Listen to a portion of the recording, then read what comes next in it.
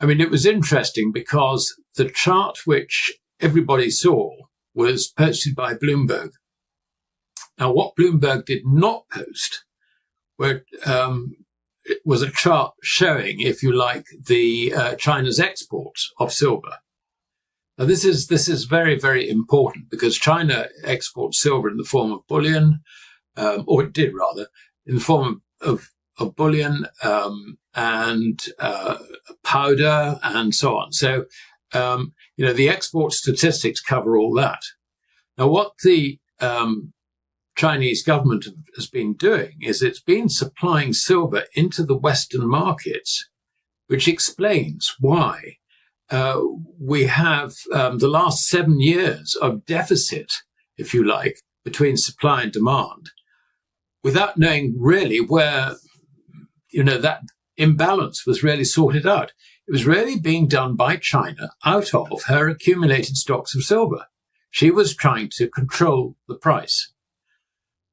The interesting thing is that if you look at her exports, she has been exporting. I think I made a note of the numbers. But if Russia actually introduced, put the ruble on the gold standard, then what would happen is that, first of all, the Russian banks and banks dealing with Russia would actually take gold out of Western vaults, sell it into the central bank of Russia for rubles, where they would, at the moment, earn those rubles. They would earn, as a gold substitute, they would earn roughly 15%.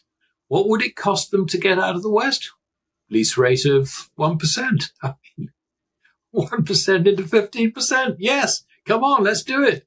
So what would happen is that the interest rates in Russia would actually fall very, very significantly, basically to reflect the growing confidence that a gold standard for the ruble is actually real and going to stick. In other words, the ruble becomes a gold substitute. You don't need to hold the gold. What you do basically is you get gold, lease it from whatever, and just ship it over, and you're making loads of money. I mean, that's basically the way it works.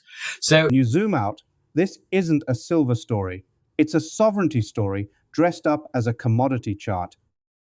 For 7 consecutive years, the silver market has run a structural deficit, 76 million ounces by the Silver Institute's count, 296 million by UBS. And the only reason Western prices held steady was that Beijing was quietly bleeding bullion out of its accumulated stockpiles to keep the lid on.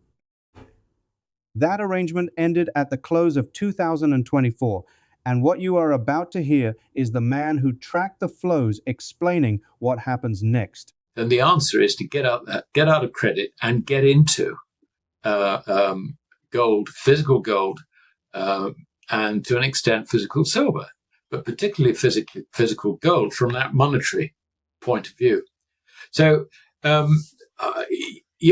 think that what we're looking at is a situation where fiat currencies are on their deathbed. They're going to go down to zero. And you don't want to be holding anything that's going to go down to zero. It's actually as simple as that. UK government bond yields are now rising to fairly dizzying heights, with the 10-year currently somewhere around 5%.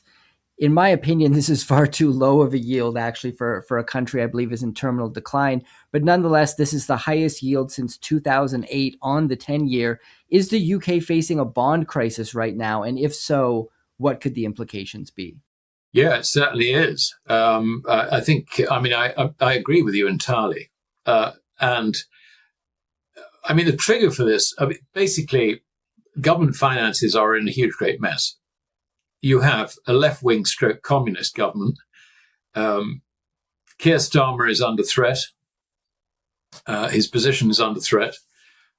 If he does go, it's likely to be as a consequence exported by China is well in excess of the imports, recorded imports. In other words, there was a, if you like, they were literally feeding on a net basis silver into the rest of the world. That has now stopped. And not only that, but if you look at, I mean, there's a premium now, has been for some time, premium of about sort of 12, 13, 14% for silver in Shanghai. Now, a lot of this is explained by the fact that imported silver has to bear a VAT of around about 13%. But nonetheless, domestic buyers of silver in China are prepared to pay a premium. Okay, it includes VAT, but they're still prepared to pay it. So, you know, what's happening is that silver is basically being sucked out of the West in exactly the same way as gold has been sucked out of the West over the last 30 odd years. So you can see this is actually a major, major turnaround. And it's leading, I think. I mean, we saw this, you know, the initial squeeze in last October reflected in a 40% lease rate on the LBMA. I think we're heading for another squeeze. I really do. Is the combination of China has been supplying the market up until the end of 2024. It ceased doing that completely.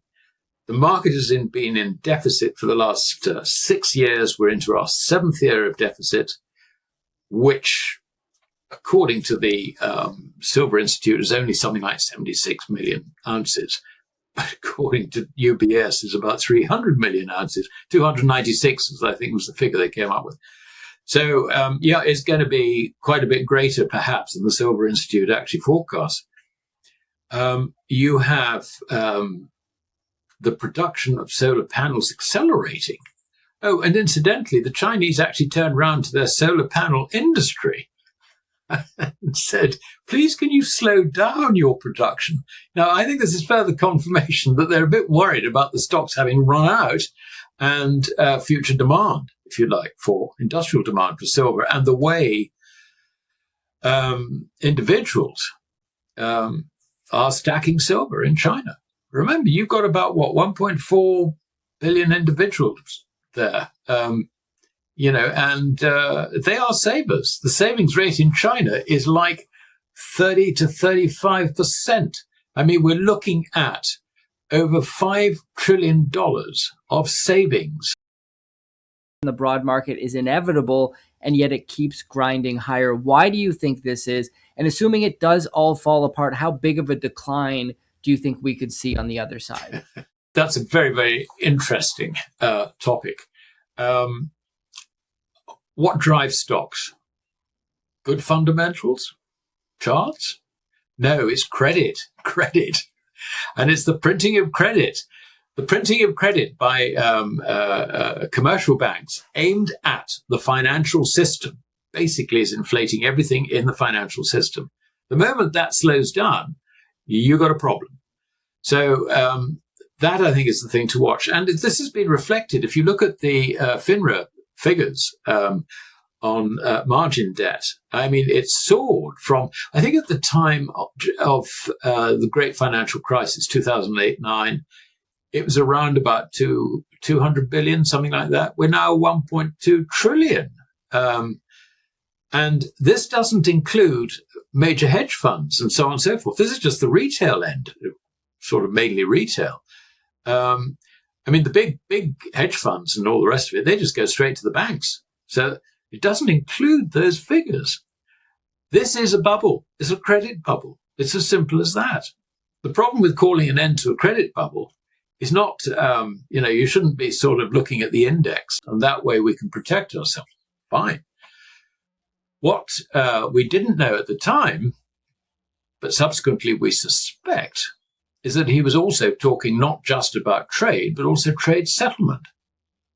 Because a few months later, the Shanghai Gold Exchange, which is wholly owned and controlled by the People's Bank under those regulations that I referred to earlier, the 1983 regulations, announced that it was going to open a vault in Hong Kong, a gold vault, and also a gold vault in Saudi Arabia.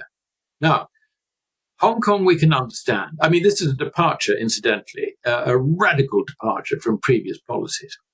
Hong Kong, we can understand. Saudi Arabia needs to be explained a little bit. And basically, the Middle East is the source of Western Asia's,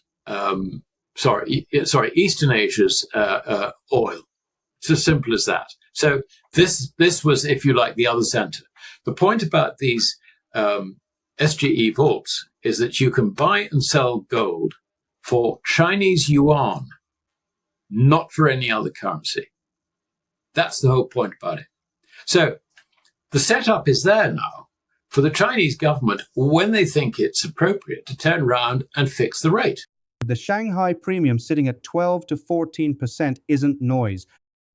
It's the same signal we saw in gold from roughly 1,995 forward Eastern vaults filling, Western vaults emptying, lease rates spiking on the LBMA to 40% last October when the first squeeze hit. China has now told its own solar panel industry to slow production, which is not the behavior of a country comfortable with its inventory. And the SGE vaults in Hong Kong and Saudi Arabia settle in yuan only, which means the exit ramp from dollar-denominated metals pricing is already paved. The setup is mechanical, not speculative. 7 years of deficit, a 1.4 billion person savings base running 30 to 35% of income, $5 trillion in Chinese household savings looking for a hard asset, and the supplier of last resort has walked off the field. Margin debt at $1.2 trillion versus $200 billion in 2008 tells you the credit bubble feeding equities is 6 times larger than the one that broke 17 years ago. And credit bubbles end fast, violent, and shocking. The real risk isn't buying silver at these levels and watching it correct. It's being on the sidelines when the next LBMA lease rate spike prints and the physical market dislocates from paper for good.